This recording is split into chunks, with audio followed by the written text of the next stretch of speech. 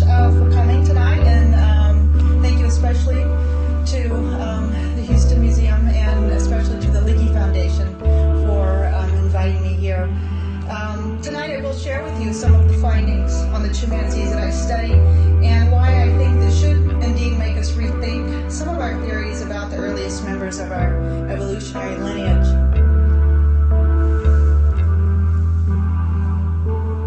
Now, I think probably most of you have heard that chimpanzees are our closest living relatives. We share at least 98% of our genetic makeup with chimpanzees and bonobos, their sister species. But maybe what you didn't know is that we're also their closest living relative.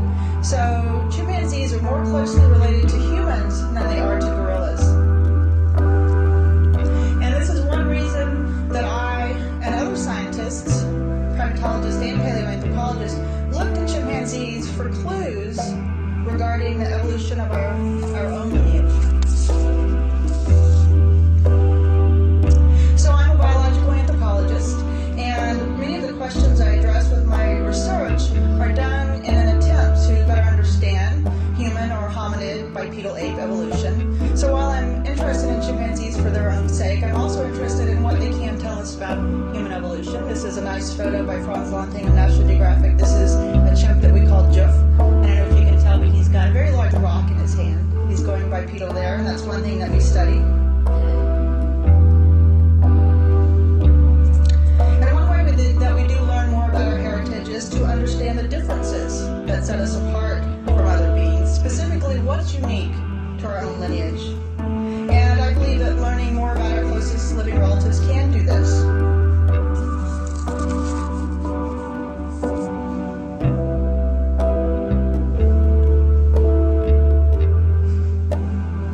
So what can apes tell us that fossils cannot? So this is a cartoon of some apes shaking the family tree there. And anthropologists have long recognized that the study of living primates can give us insight into how members of our own lineage adjusted and adapted to specific situations.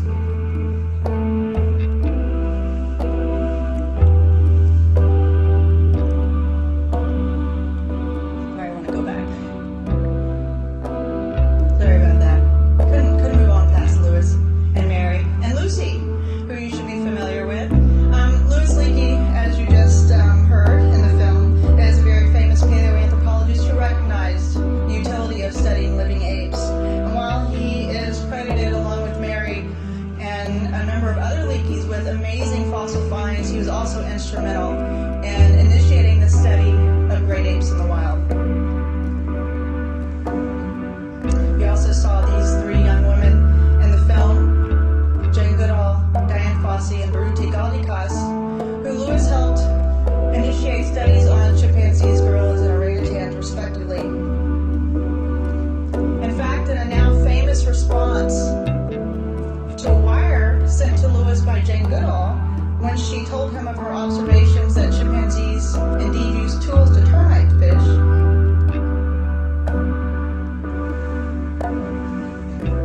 Lewis responded, "Now we must redefine tool, redefine man, or accept chimpanzees as human." One of my favorite quotes of all time, I think. And he was referring to the fact that until then, anthropologists and others had thought that humans were the only beings, the only animals that use tools. And we know now that a number of different animal species are regular tool users, not only chimpanzees, but other animals as well. But this is an example of a process that continues today, where as we learn more about other species, we continue to redefine ourselves, redefine what it means to be human.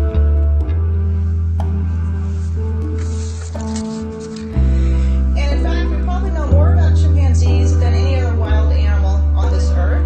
And this map shows you a number of long-term chimpanzee studies in East Africa, Central and West Africa.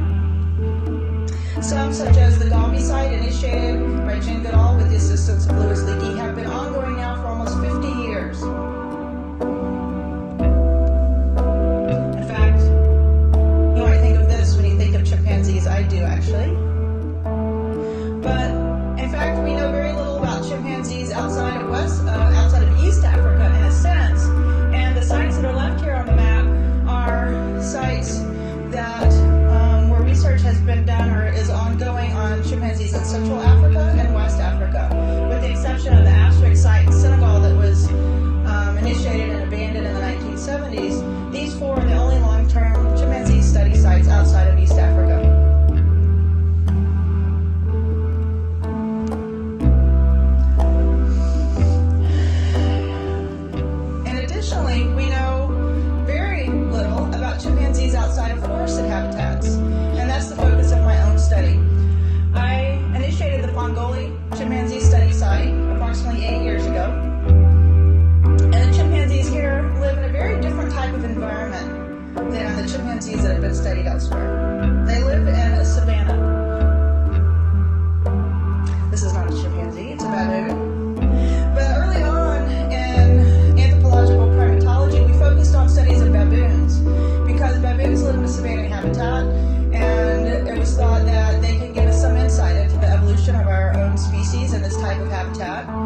And so we know actually quite a bit regarding how monkeys behave in this type of habitat.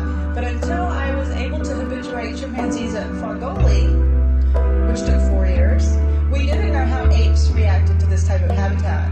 Chimpanzees had only been studied in forested areas. So this is a typical shot of chimpanzees at my site. These are 3 adult males, and they just crossed a grassland habitat.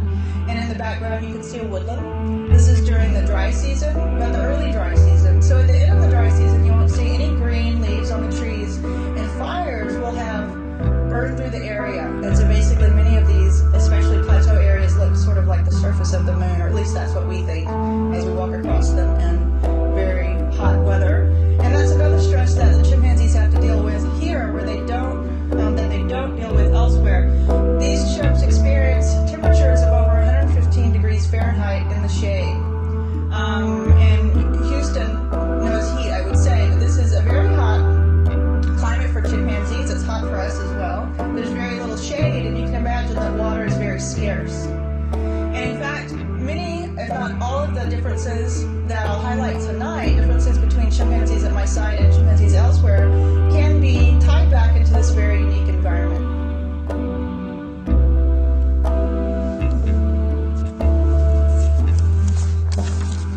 So when I began my research, I did so with the goal as an anthropologist of trying to better understand the evolution of our own species.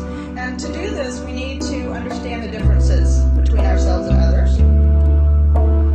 In a scientific sense, these differences are the most informative. They tell us about ancestor-descendant relationships, but in fact, some of the similarities we see are the ones that people seem to be most interested in. Similarities between ourselves and others where we once thought we were, in fact, unique. In a sense, it's natural that we focus on these differences. It's something that is typical of perhaps our society and of Western science in particular, but it's not typical of all cultures.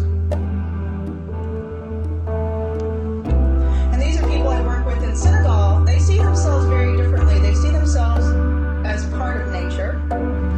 And in fact, this is one of the reasons I'm successfully habituating the chimpanzees at Fongoli. People in Senegal do not hunt chimpanzees for food. They consider them to be close human relatives.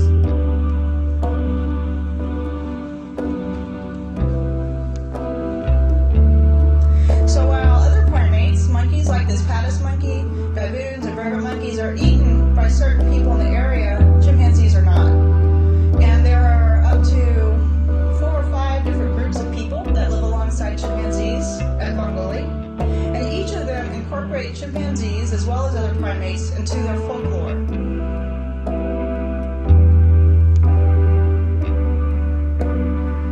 I'll give you one example of one of these folk tales that explains the origin of chimpanzees and their close relation to humans. So in this photo you see on the left my neighbor Edward, and Edward is a teenage boy, and he's about to go through a circumcision ceremony, which is a very important ceremony for him. It initiates him into adult society, and he's helping his uncle, Collie, on the right, and usually Collie dresses like Edward does, but in this photo he's preparing to serve as the spiritual or symbolic spiritual guide of Edward. And in the Basari folktale, there were a number of boys who were afraid to go through a circumcision ceremony. You can imagine why. That would be a little scary for a boy this age. And they ran off into the woods, and over time they became chimpanzees. And I always apologize because I tell that not very eloquently at all, and if I was Basari, I would tell it much, much better, but that's the gist of it. And so this is interesting because it is symbolic for these youngsters, so boys and girls, to be initiated into adult society. Chimpanzees are not considered quite adult, but yet they are considered to be closely related to humans. And this is why I believe that I have been successful. So chimpanzees, while they're still afraid of humans, besides my research team, they aren't hunted by them. They don't consider them to be predators.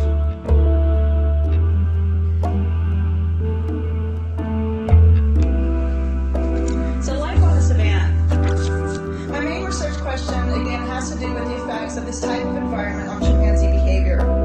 And while I don't assume that chimpanzees living today are replicas of our own ancestors, I think that we have good reason to look to them for clues.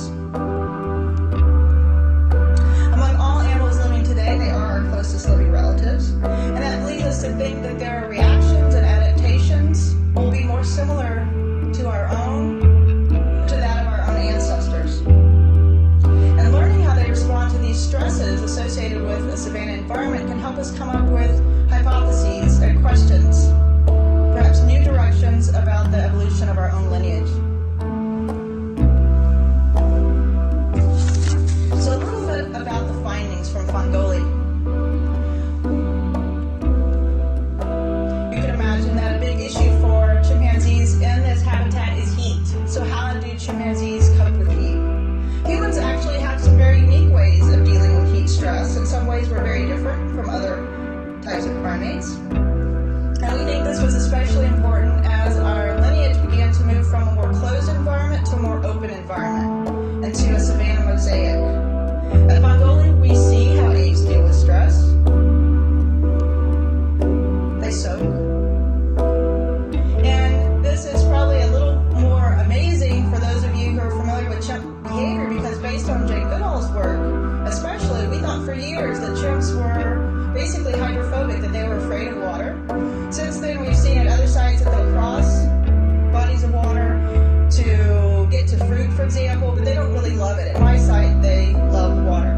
And you can imagine that once the rain set in, but the temperature has not fallen, so you have high heat and humidity, this is not perhaps surprising that they spend so much time in water. So this is a favorite pool of theirs, and I have a video that I'll show at the end of the talk, and you'll see these males.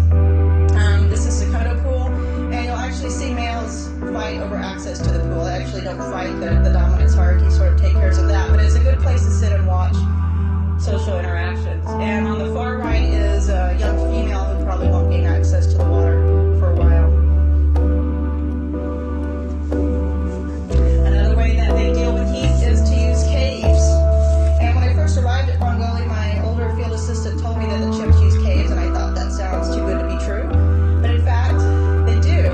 And it was years before we could actually see them use caves, because, again, it took 4 years to habituate them. But we swept the caves, and then we collected data on chimpanzee knuckle prints and tracks and chimpanzee hairs and things like that. And I measured temperatures in these various habitats. The caves, as you would suspect, are always cooler, and they're pretty stable in temperature. And now we can observe the chimpanzees go into these small caves. They're more like rock shelters. And they'll groom in there, they'll sleep in there during the hottest time of the day, and only during the dry season, not during the wet season. And they'll actually take food in there, take branches with fruits and things like that into these caves. And this again was something that hadn't been seen in chimpanzees elsewhere.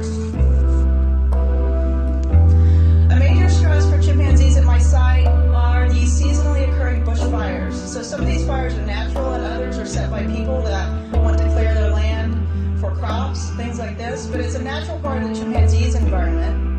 And this to me is very interesting, because the use of fire is a major question in human origin research. In fact, some scholars maintain that our use of fire is as unique as our spoken language in setting us apart from other animals.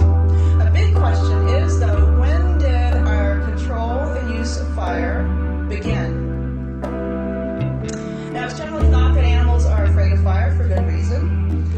And again, I think that Mongolian chimps can provide us some insight into how apes behave when they're confronted with this type of stress. And chimps in Senegal are able to predict the movement of fire, the behavior of fire, if you want to call it that. In fact, they're much better than I am at predicting the behavior of fire. I'm quite afraid when the fire comes close. And they'll basically wait until this wall of fire gets within, I'd say, 30 or 40 feet of them, and then they'll move. And they're very good at predicting the direction. I'm bad at predicting the direction of fire, so I stick with them and I do what they do. And the reason I think this is important is because if you think about, chimpanzees are pretty clever. We know they're very intelligent. But if you look at their brain size, their brain is only about the quarter of the size of our own brain. And this is something in paleoanthropology that's used as a proxy for intelligence, brain size. Now, if you look at the earliest bipedal hominids, relative to chimpanzees, their brain is even a little bit larger. Now, if we use that as a measure of intelligence, perhaps, then if these chimpanzees are able to predict the movement of fire, then perhaps we should think about the possibility that early hominids were able to control fire as well. Tool use. Anthropologists have always been interested in tool use since Jane first discovered that man is not the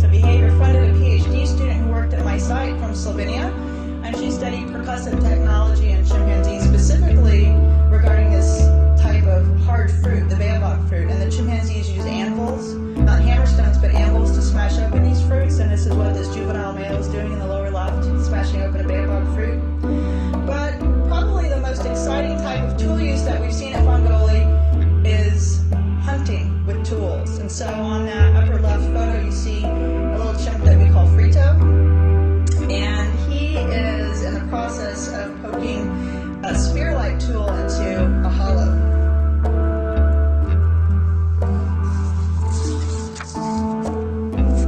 Besides tool use, another thing anthropologists have always paid much attention to is hunting and meat eating. And that's because, again, humans were long viewed as unique among primates regarding their hunting behavior. In fact, many anthropologists believe this is part of what has made us human. And again, because of Jane Goodall's studies and those of others, we know that chimpanzees regularly hunt other mammals, including monkeys. But as I mentioned, the chimpanzees at my site hunt small mammals, but they use tools to do so. And this is something that hasn't been seen before.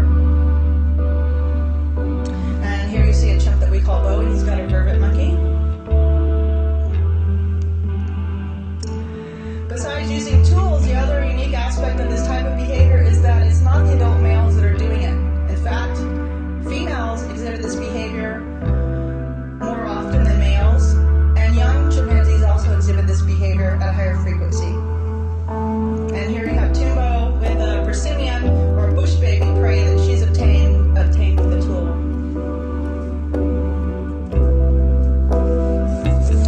So I'll talk a little bit more about this type of behavior. And so we've observed male chimpanzees at Fungoli behave like chimps elsewhere. They hunt monkeys, and we now know that they hunt all the different primates at the site, all the non-human primates. So baboons, vervet monkeys, paddis monkeys. For your vervet fans, I apologize, but there's a vervet on the right and a vervet on the left, the before and after photo. An adult male has captured a vervet monkey, and then for the first time this past summer, I observed the chimpanzees kill and eat a paddis monkey, and that's the orange monkey there in the upper left. And this is the first time that chimpanzees have been observed to hunt paddis monkeys, partly because there's no other site where chimpanzees coexist with paddis monkeys. They're a savanna-dwelling monkey. And also this is quite a feat because paddis are the fastest primates. And I will tell you that Subaru caught the paddis monkey in the tree, and once the monkeys hit the ground, the chimps just gave up, stopped cold. But this is a behavior that's not unlike chimpanzee behavior at other sites. Males use even coordinated behavior to hunt monkeys.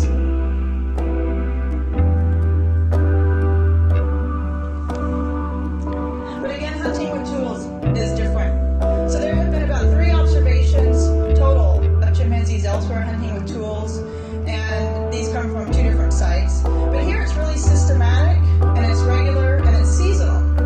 And so I'll just describe the process to you. Again, I have a before and after photo. Sorry for you Persimmon fans, but there's a little bush baby in the upper left, a very small Persimmon primate, and there's Tumbo with her bush baby after. And these primates are nocturnal. They're very small, about the size of a guinea pig, I think, I'd say. And they sleep in hollows during the day, so hollow branches and hollow trunks. What the chimpanzees do is they break off a live branch.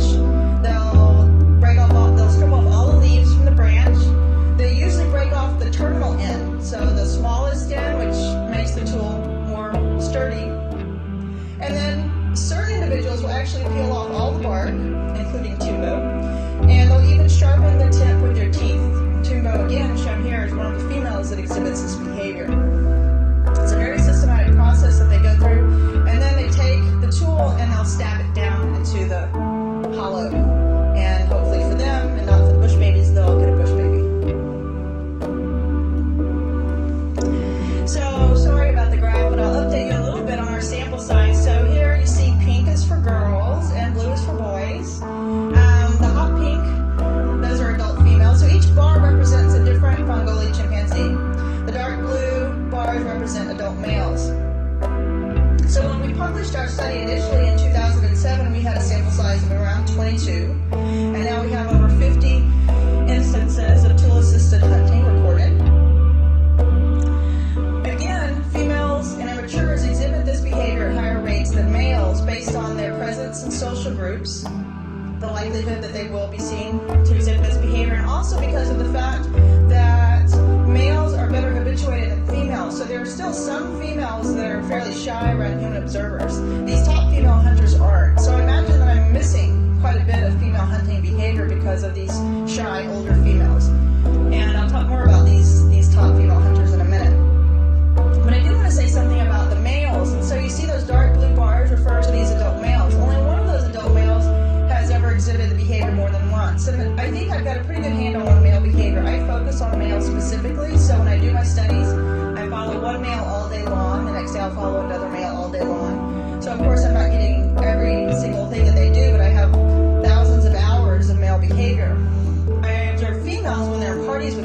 opportunistically, so I can see them if they happen to be in the vicinity of my subject and they hunt. I usually drop everything and run over there and start collecting behavior. But I think I have a pretty good handle on average male behavior. We have seen an increase. So when we first published this study, one male exhibited this behavior, a young male. And now we have 5. And when I was asked about this, when it first came out, I was asked whether I thought it was a new behavior or one that had been around. We just hadn't seen it. I said it's probably been around. We haven't seen it. We just habituated the chimpanzees. Now we've been watching them for 4 years systematically. So it's probably been around and we're just now observing it. No one had observed savanna chimps. But what you see is a pattern that is similar to this type of learning curve or learning behavior we see in primate groups. So in primate groups, adult females and immatures usually pick up a new behavior fairly quickly, and adult males are the social, the age sex class that picks up the behavior last.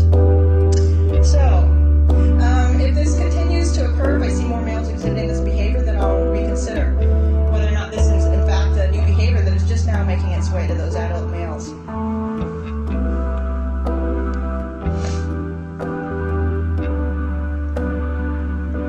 So these are the 3 top female hunters at Fongoli. And within the past 2 years, they've each given birth to their very first offspring. So one thing I'm very excited about is being able to observe these infants and see how they learn the behavior or do not learn the behavior. And that will be, say, maybe 5 or 10 years down the road. Since chimpanzees are so long-lived, these infants will be weaned for another 3 or 4 years. And so that's an exciting area that we'll continue to focus on. And I guess one last thing I want to say about this type of behavior, and I'd be happy to answer questions about it after the talk. But this again is a behavior that can be tied into the environment, although it might not seem like it on the surface. At most of the chimpanzee sites, chimpanzees ignore bush babies. They're available as prey, but they're ignored. The thing is that chimpanzees prefer red colobus monkeys, which is a fairly large monkey, but red colobus don't occur at Fongoli. It's just too hot and dry for this type of monkey to live there. And so what I see here is that Fongoli chimps are getting creative in order to get the protein that they need.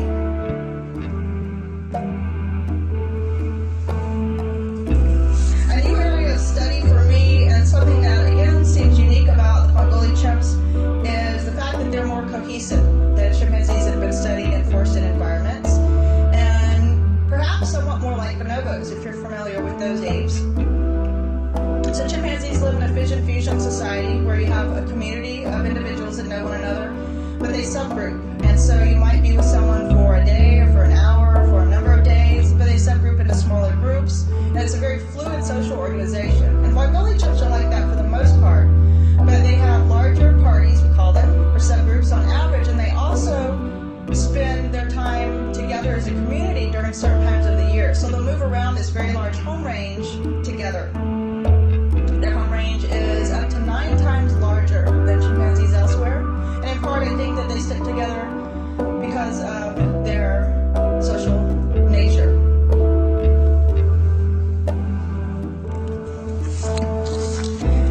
And this has led me to looking more specifically this year at social behavior, social organization, and specifically social behavior. So with this cohesiveness seems to come a level of tolerance that's not typical of chimpanzees elsewhere. And again, trends towards what we see in bonobos.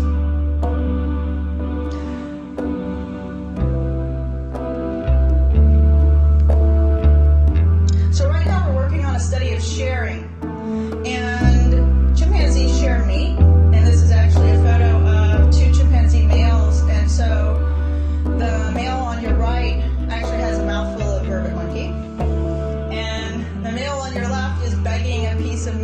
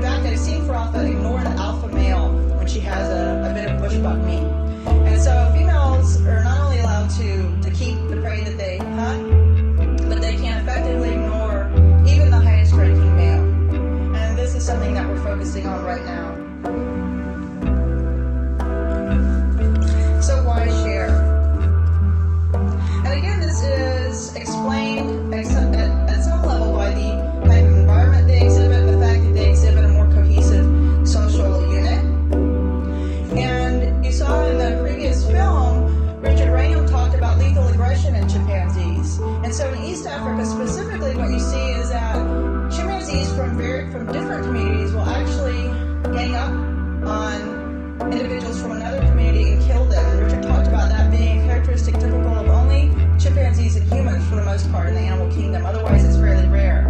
Well, we have not seen that here in Senegal. In fact, it seems to be fairly rare in West Africa in general. So again, I think the study of the Fongoli chimps helps us not only to understand our own evolutionary history, but to help redefine chimpanzees and to put the behavior of East African chimpanzees in perspective. Now, I want to talk about a special case here. Empathy is a trait that many people think is unique to humans. And I have an interesting example of empathy that I'd like to share with you. This ties into, I think, the social nature, the cohesiveness of the Fongoli community. I'm going to show you a little video if I can get it to play. A few weeks ago, I was contacted by my field assistant. I was back in Iowa. I'd been over there in Senegal during our holiday break. And my field assistant, Johnny, contacted me and he said, someone in town has a baby chimpanzee. People in town have a baby chimpanzee, and I'm afraid she might be from our community. Now, he said that people in Senegal don't hunt chimps for food, but I've heard over the years that given the chance, people will try to get a baby to sell. So for the pet trade. And that's one reason why I don't focus on females. I follow males, but I don't target females like I do males. Well, I told Johnny to go back and take a photo of the infant. And it turns out that it was an infant from our community. This is Amy. And Tia, the chimp that's on the Leaky magnet for this year, is the mother of Amy. And Amy is Tia's first infant. There's Tia grooming with an adult male Rocco. This is the photo of Amy that Johnny sent me. And so she was taken by hunters, and Johnny saw her the day after she was taken. He was able to talk the hunters into giving her to him. And so when he called me back Sunday morning, he already had Amy with him, and he was feeding her milk.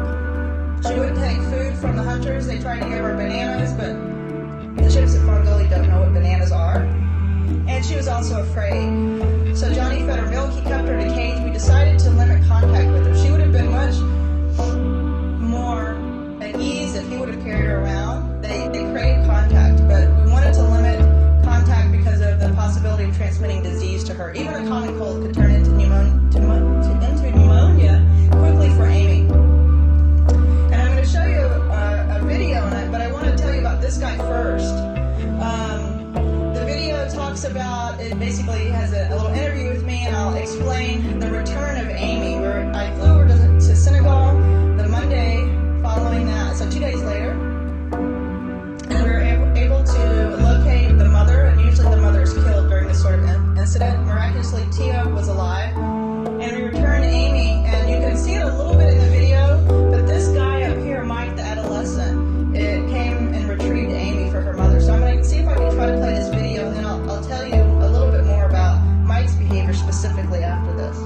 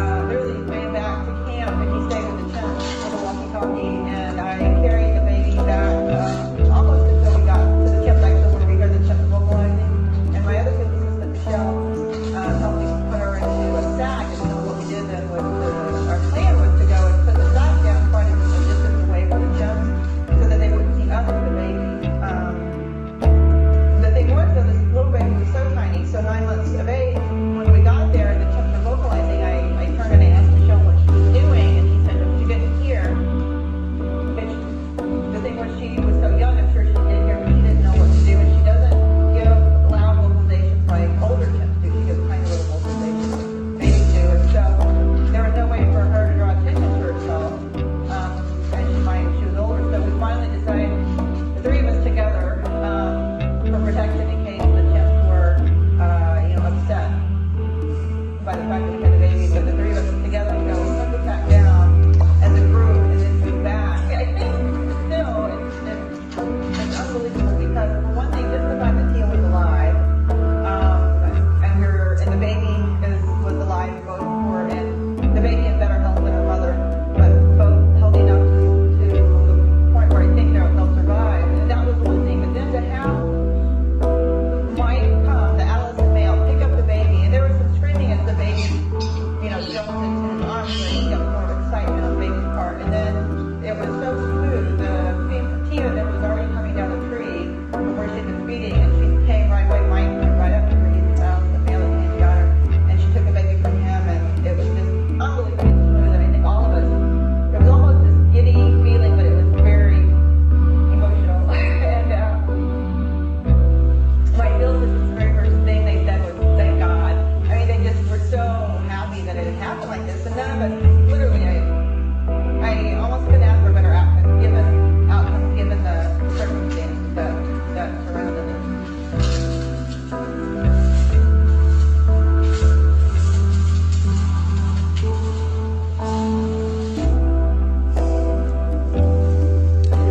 I'll tell you that Tia and Amy are doing well.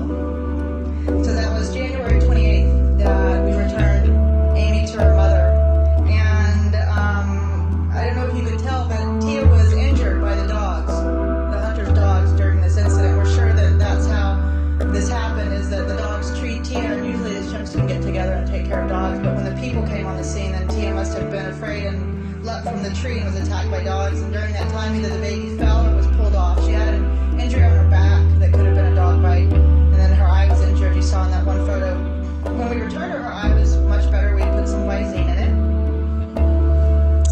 And I was able to stay with the chimps for the rest of that day. And so my two field assistants went back to town for much deserved rest, and I followed Tia and Amy for the rest of the day. And at the end of the day, the chimps usually travel quite a bit, so for a couple of kilometers. And when they began to travel, Tia's wound opened and started bleeding again. Flies came to it, and she would stop about every 30 meters and tend to the wound, wave it away. And when she did this, she would put Amy down, and then she would pick her back up again and repeat this process over and over. After a few minutes, Mike, that same adolescent male, came, picked up Amy, and carried her for Tia for the rest of the travel.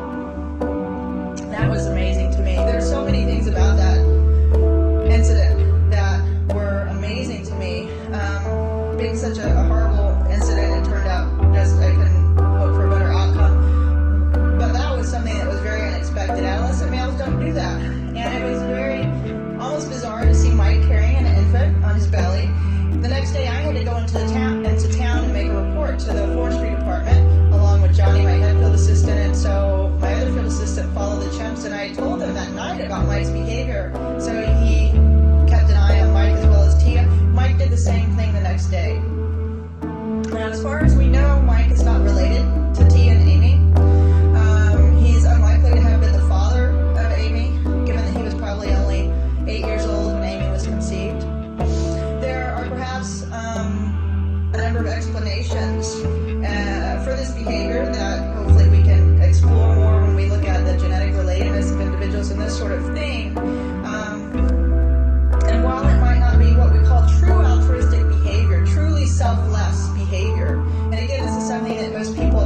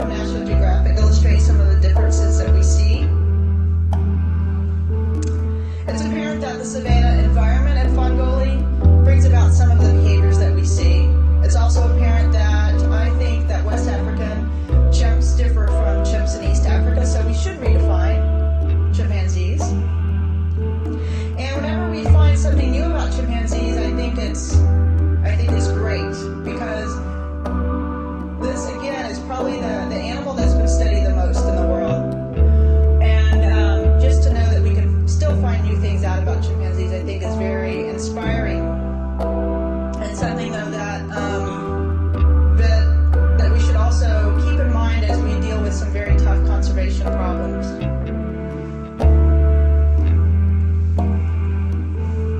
I'm going to make this my last slide before I show you a video, and I like the symbolism of this slide. I'll tell you what it is. So I talked to you about how my study of chimpanzees can help us shed light on some of the aspects of the very earliest hominids, the earliest members of our own lineage.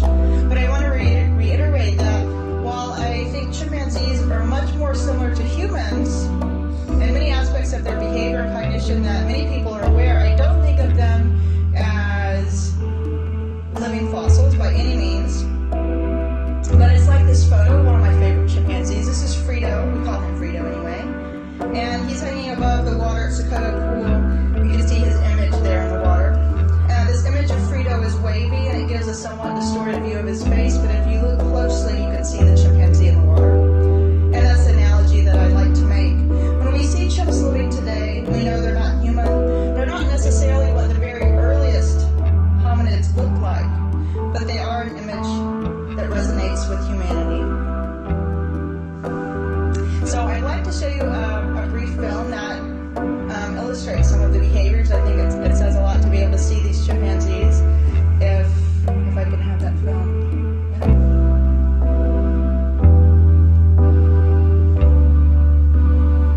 It's the chimp tool use.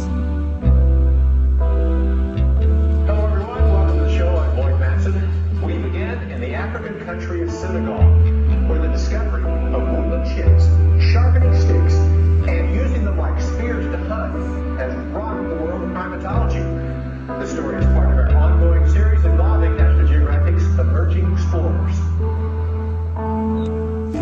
Well, thank you very much for having me. Definitely, again, thank you to the Houston Museum of Natural Science, the Leaky Foundation. A number of people have supported my work throughout the years. I couldn't do this without a very large team, and I want to give a special thanks to my brother and my mom and dad, who came respectively from San Antonio and Yoakum, Texas, tonight to see me. So thank you again very much.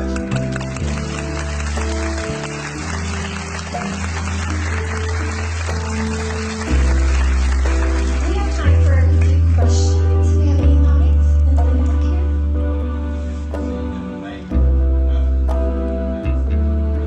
Have you seen the main weapons for defense against predators? I haven't seen many predator interactions. I've seen interactions with dogs. There are spotted hyenas there. I've seen them brandish weapons against each other, usually sticks. So they will hit, usually at each other. They won't. This is something Richard Wrangham has seen in East Africa. So they'll actually hit. I think in that case it was males hitting females. I've definitely seen them brandish weapons at each other. They throw rocks more often than they use sticks. They throw rocks a lot directly at one another, and that includes all age sex groups. Oftentimes the young boys seem to do that a lot. And that's a really interesting behavior that I'd love to have a student look more closely at, because they have, they use particular hands. They're right-handed, left-handed, but they can definitely direct. The young Frito there that I showed at the very end, he's really good at directing rocks at new observers that I bring out. It's like an initiation. But so yeah, I've seen a couple of different things, but interaction with the big predators I haven't seen. I imagine that these days we probably scare off some of these predators. Some hyenas are probably laying low during the day. There's a leopard. We have evidence for a leopard that comes through every once in a while. The lions have been exterminated from the area. So yeah, I just haven't gotten a chance to see it yet. Next question, right here. Do we have any DNA data showing how much separation there is between these animals? Is there DNA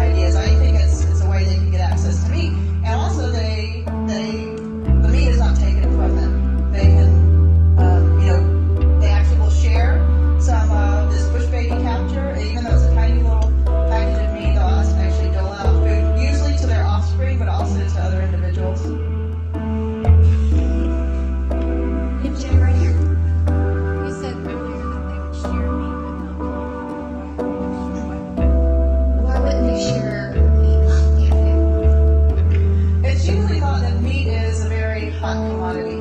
It's a very high quality food.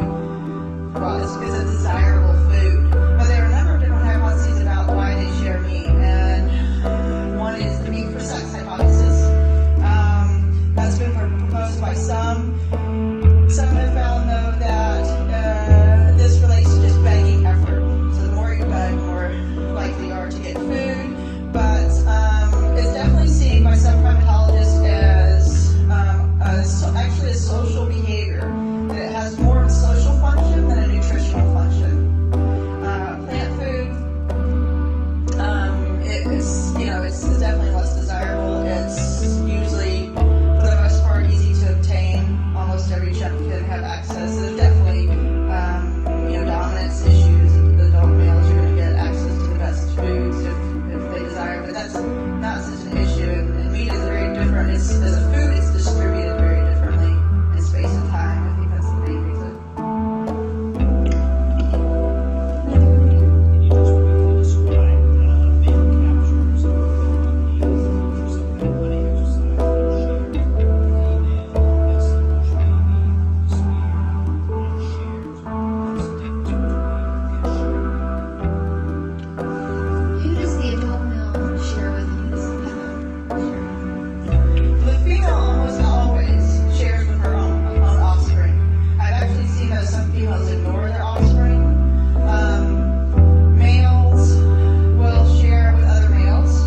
They'll also share with some females. Individuals of both sexes ignore other individuals, and that's something that we just started working on to try to look at patterns. And again, with relatedness, when we find out relatedness, we can look at some of these two adolescent males that just captured the very unlucky. Actually were around adult males, and they effectively ignored the adult males. Didn't give them any meat. They sort of left the dregs, and then you pick up a tail or something like this. But the one pattern that we can pick out right now is that females share with their offspring more often than others. But one thing we try to do is look at individual differences. So we can pool males and pool females, look at it that way, but there are definitely differences in rank that need to be taken into account. And there's a lot of individual variation, so we really, say, I guess, you like a larger sample size. But right now, the offspring, that's definitely a pattern that you see between females and offspring. Are you among males that were hunting which males offspring females that do? Can you tell us the young males are looking for mom for hunting which The males that we've seen hunting definitely have mothers that hunt. And so Frito, in the pool, Frito hunts.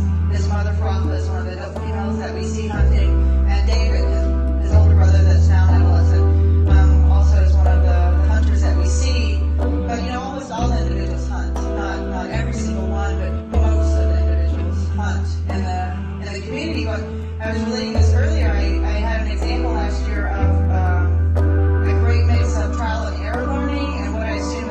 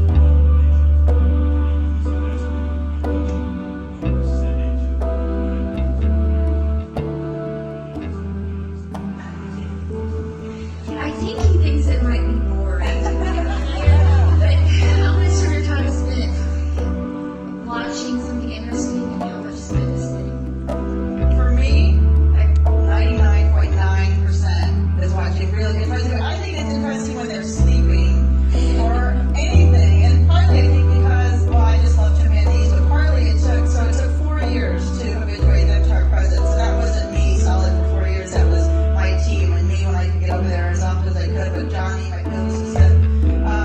So I'm still excited that the chimps are here. They're not leaving forever to go away to Mali or somewhere like that. So I'm excited when they're sleeping. So the average person, perhaps, I don't know. That's hard to say. I don't know. I really don't know what the average person thinks is exciting about chimps. But I mean, you go for, when I go back there in May, June, that's when the hunting season starts, and I might see tool-assisted hunting every day. And that's, so you're always looking forward to, something exciting is going on. But chimps, though, especially with 10 males, they can be pretty darn exciting when there's just female around. There's a lot of displays and that sort of thing. But I sleep with a 99.9%. There was one more right here. Do you know the history of the chimps in that area? They've been there forever, basically. Yeah, we don't know exact details, but it's not a habitat they moved into fairly recently or anything like that. And it's interesting because there is a primatologist, Tony Goldberg, who studied chimpanzee genetics, and he actually maintains, based on his idea of forced refuge and variation in chimpanzee subspecies and species, that chimps were probably more of a woodland species than a forest species. Like we think of them today, that in the past they probably did inhabit a wider geographical range. But as far as I know, they've been there for a very long time. And it really is the northern, I didn't mention this when I showed the map, but it is the northern and westernmost limits of the range, especially the northern limits. It's really, too much further north and it's just too hot and dry. There are just a few tiny patches of forest. So I think 1%, literally between 1 and 3%. And but those are crucial because they have these water sources. So that's key, is these tiny bits of gallery forest, but you move much beyond that and you don't have it. But it's interesting to me because I have these expectations based on what I've read about chimps and forest habitats. And so I was telling this story today. My physicist emailed me one time and said, I think Lucia's going to have a baby. I said, no, she's not. She's not due to have another baby. That she needs to wait another year according to the literature. Lo and behold, Lucia had a baby. And I thought this, given this, what I see as a very harsh environment for chimpanzees, I expected to see long periods between births and just a number of behaviors, biological behaviors, that I'm surprised at. And so it's interesting because I think I'm pretty open-minded, but a couple of times we said, no, I can't be Lucia. I'll learn to read books, but Back here in the back. Is there physical contact with the chimps? Now, that's a good question. So I have a real conservative protocol, and most study sites do these days, and so I think a gummy is like 7 meters, 5 to 7 meters. So, minimum 10 feet, but usually 15 feet between yourself and the ape, and not necessarily, not only because of the fact that they're very strong and they can pull you around and hurt you, but mainly because of the fact that we know now we can transmit disease to them very easily, and this has happened a number of times. We now know. And so I have my research protocol is that we keep 30 feet from the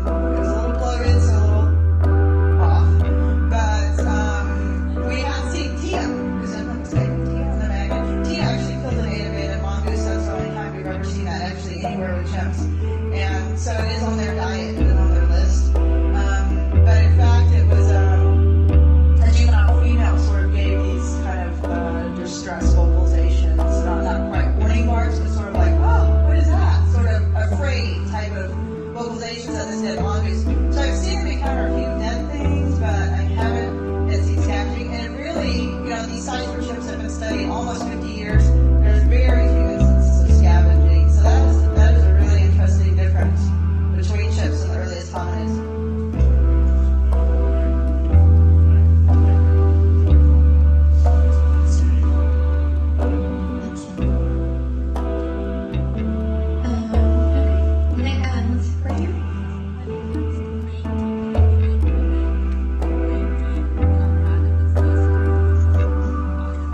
Have you observed trading in brothers and sisters, fathers and Yeah, so like inbreeding avoidance, and usually in chimpanzees, females leave the natal community.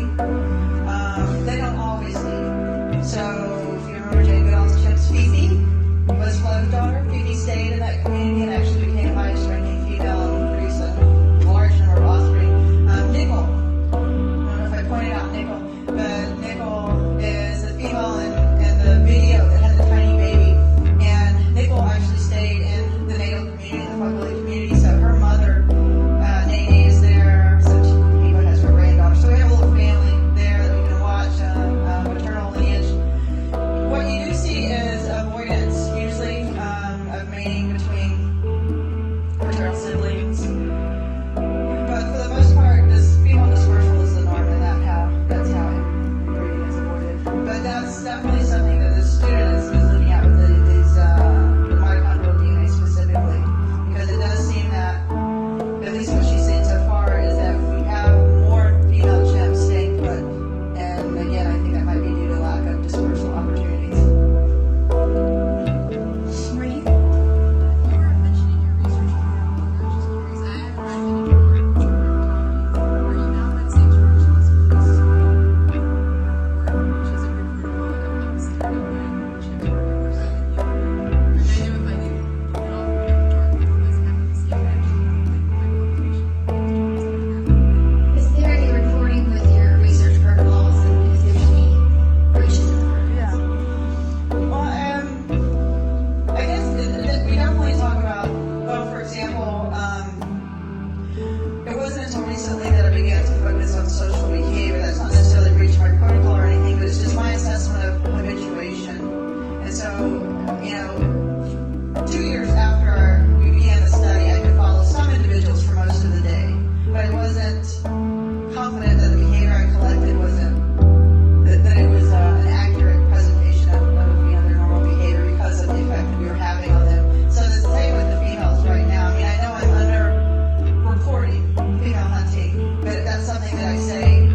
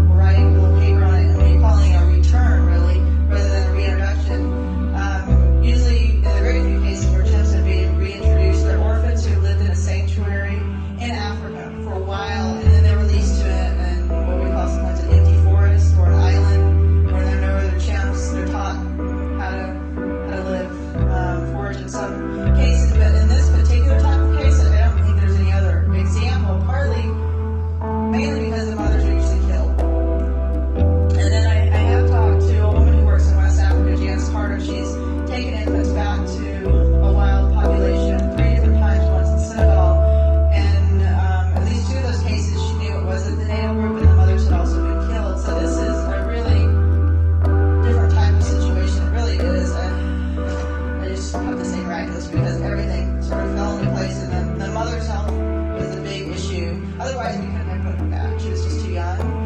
And then the fact that we could follow them.